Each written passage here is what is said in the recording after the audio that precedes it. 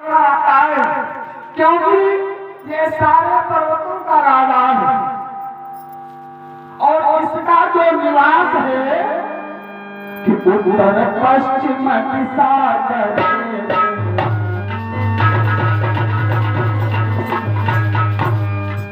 उत्तर पश्चिम दिशा आज सच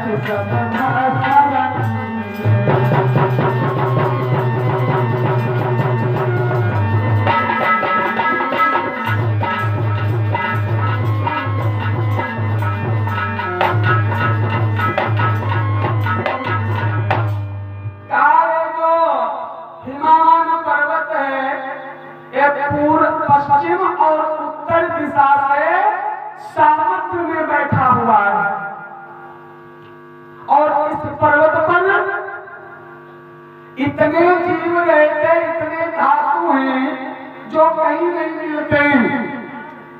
अनेक प्रकार के धातुओं से प्रसिद्ध है, अनेक प्रकार के वृक्ष हैं, अनेक प्रकार के संत लोग आकर के सिद्धि करते हैं।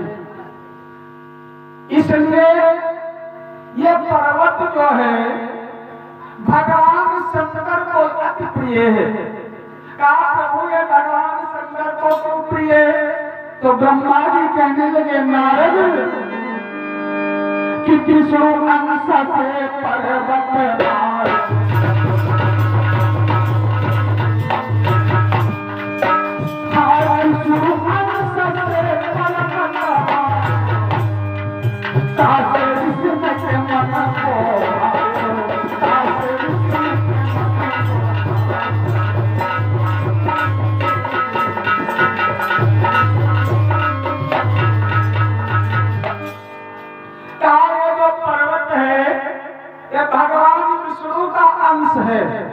इसलिए ये सत्तों को बहुत प्रिय है। ये तपस्या का तीर्थ स्थल है, इसलिए भगवान शंकर अति ज्यादा पसंद करते हैं।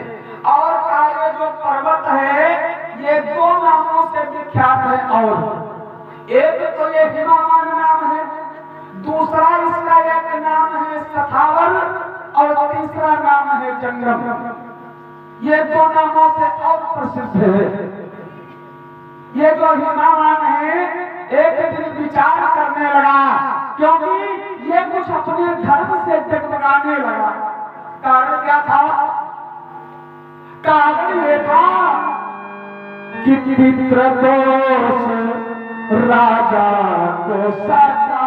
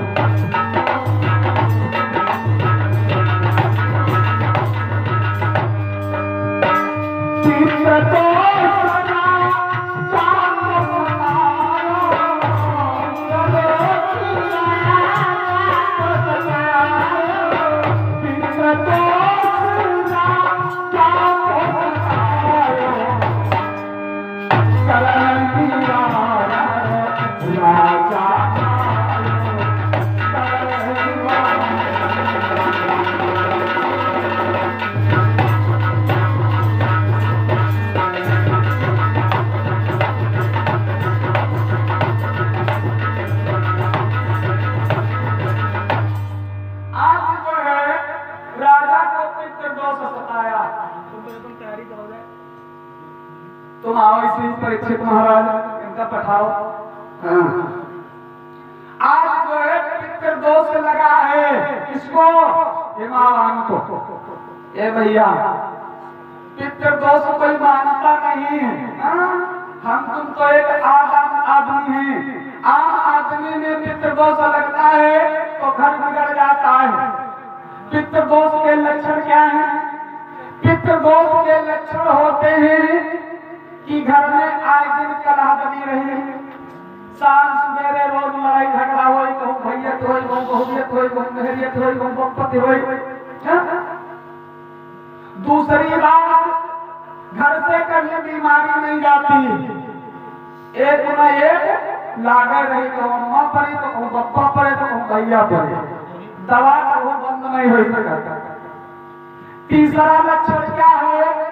तीसरा लक्षण यह है कि तुम रुपया चाहे जाता कमाते हो, धन चाहे जितना तुम्हारे घर में आ रहा हो, पुरिया बात नहीं बैठे ऐसे लगे हो, ऐसे चला रही, बड़ा परेशान रही हो हर समय, विचार करियो कि रुपया अपना कमाई क्यों जाते कहाँ। यह पितृ दोष के लक्षण है। पितृ दोष होगा तो धर्म के काम में मन नहीं लगेगा, इधर उधर मन भटकेगा, एक दूसरे की बुराई करोगे, कुल मिला नाश की जगह निवास करने लगे हो।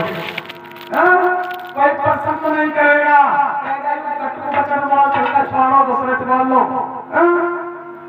ये होते हैं पितृ दोष के लक्षण। आज जो है हिमावान को पितृ दोष लगाए, हिमावान ने विचार किया कि हम अपने धर्म से डगमगा रहे हैं तो हमें पितृ शांति करवानी चाहिए, पितरों की पूजा करवानी चाहिए। लेकिन भैया कुछ पूजा इतनी तक होती बगैर मेहर की नहीं होती। अब हिमावान तो राजकुमार, अब हिमावान विचार करेगा कि हम विवाह पहले करें, वही के बाद हम यहाँ पितृ शांति करें। क्योंकि पितरों की पूजा घर की बड़ी बहू करती है। बड़ी बहू की जिम्मेदारी होती है या छोटी बहू की जिम्मेदारी होती है घर के पितरों की सेवा करना। कुछ माता इतना करीब मिल जाते हैं, पितर के बारे में हालू नहीं जानती, पता नहीं महाराज हमें बूढ़ा करती हुई है, तो वो करती तो है लेकिन हम नहीं ध्यान देंगे। हम सोचते रहे तुम करती तो करे, हमसे का मतलब, जब मतलब नहीं तो फिर ध्यान आओ। इसलिए कभी अपने पितरों को भूलना नहीं चाहिए, समय के अनुसार पितरों की सेवा करते रहना चाहिए। हमेशा पति की कमाई का 10वां अंश पत्नी को चाहिए धर्म में लगाती रहे, ताकि हमारे पितृ सुखी रहे। महीने की हर पूर्णिमा को अन्नदान करना चाहिए, महीने की हर पूर्णिमा को अन्नदान करना चाहिए पितरों के नाम से। दान करो कैसे यूनाई की आटा भर लो दे दो, इसका भी एक मतलब होता है। अन्नदान कैसे करना चाहिए समझ ले माताएं, क्योंकि लगभग हर माताएं पूर्णिमा की अमावस्या स्नान करती हैं। जब दान कभी करने जाओ तो पात्र छोटा हो तो छोटा फूल होना चाहिए, बड़ा पात्र हो तो पात्र फूल होना चाहिए, पात्र जरा सा भी खाली नहीं होना चाहिए। अन्नदान में चीजें कितनी आती? आटा, चावल, दाल 3 हो गए, घी, नमक, मिर्च, ये दक्षिणा 7 चीजें मिला करके तरी ऊपर रख लो और लेकर के जाओ जहाँ तुम्हारे घर में पितर बने हो, जहाँ पर पितर स्थापित हो उस जगह पर ले जाओ। पितरों को 7 बार उतारो, 7 बार उनको स्पर्श कराओ, हाथ जोड़ करके बैठ जाओ कि हे मेरे पितरों, ये मैं तुम्हारे नाम से दान करने जा रही हूँ, मेरे घर का कल्याण करना, कभी घर में पितृ दोष नहीं लगेगा। राजा सोच रहे हैं कि हम पितृ दोष निवारण करें तो उससे पहले हम विवाह करें, क्योंकि गृहिणी घर की जो होती है पितरों की पूजा करती है। आज जो है राजा ने किया क्या कि हिमावान सब देव बुलायो,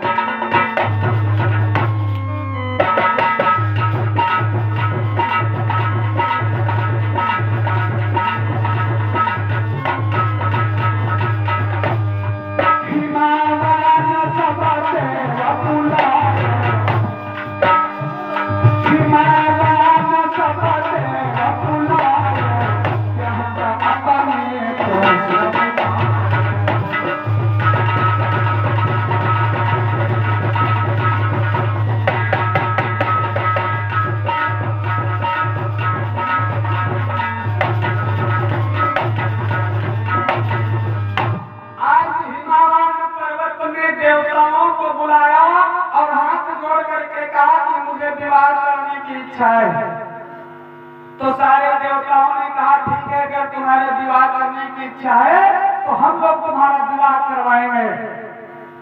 देवताओं ने किया क्या? पितरों को बुलवाया। एक पितरों की कन्या थी, पितरों की कन्या है जिसका नाम है मैना। पितरों से देवताओं ने आग्रह किया कि हे पितरों, आप ऐसा करो, जो तुम्हारी लड़की है मैना, इसका विवाह हिमवान के साथ में कर दो, ताकि हमारा भी कल्याण होगा और तुम्हारा भी कल्याण होगा और इसमें पर्वत का भी कल्याण है। नारद बाबा कहने लगे ब्रह्मदेव से कि हे पितामह ब्रह्मा, ये मैना पितरों की पुत्री किस प्रकार से हुई? तो ब्रह्मदेव कहने लगे नारद, तुमको मालूम होना चाहिए